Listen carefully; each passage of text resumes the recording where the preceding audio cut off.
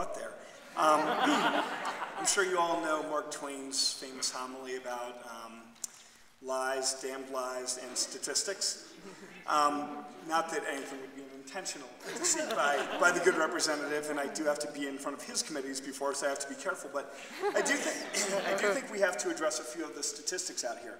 First of all, when he casually says, sure, population's grown 11.8%, but inflation's like 1.5% a year. How could we have grown the budget so much? Well, first of all, according to his own legislative finance committee, it's actually been, over the 8-year period from FY03 to FY11, 23.2%. 23.2% times 1.118%, which is, because obviously they're adding on to each other, is 37%.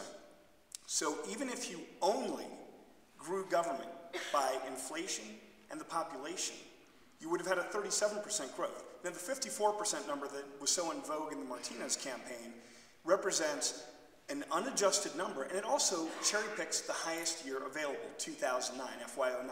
Since then, we have gone below. I'll say that again. We are now lower than the last fiscal year of Gary Johnson. These numbers do matter, and those 1.5, yeah, some of the years were that, but there were a couple that were 3.6, and you guys can all see it at the LFC. The point is that government is actually smaller than under Gary Johnson. And I think there's more magic tricks that are being advocated here, because the two best examples, I'm so glad he brought up the PIO thing in the communications department at APS. Do I think that should be trimmed? Yeah, it probably should, but obviously they have some role to play in defending the school from a fairly sophisticated set of attacks from a lot of people. So let's say we cut that in half. That's $250,000. Let's say that you get rid of all the lobbyists. I don't think that's the worst idea in the world. That's maybe another $30,000.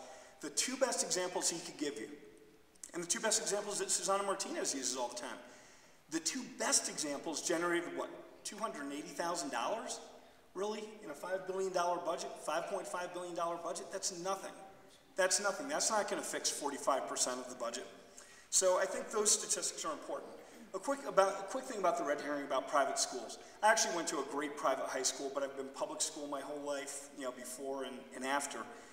And let me tell you something. The kids at my private high school, there wasn't 100% college matriculation rate because they were such geniuses at my school, that the administrators were so brilliant. It was because the parents were all double college educated, most of them with masters and PhDs. They had set these kids on a great path from early childhood their whole lives. The kids in my public schools, there were some really smart kids and there were some devoted parents, but comparing those populations, the self-selecting kids at private schools, God bless them. Yeah, thank you, Mom and Dad, that was fantastic. But that's a self-selecting group. I defy you to tell me, realistically, that the administration and faculty at Albuquerque Academy could take all the kids at Highland High and take a 27% college matriculation rate and turn it into 95% in any period of time. So I think there are a lot of red herrings out there. I think there are major differences. It is the government's responsibility to educate all of our children, to take care of the least among us when it comes to things like Medicaid. You've got 76% of the budget just in those two things alone, education and Medicaid, and the rest of it's stuff like public safety that God knows this governor isn't going to cut. So it's a magic act. Where are you going to get the money? We've cut $900 billion.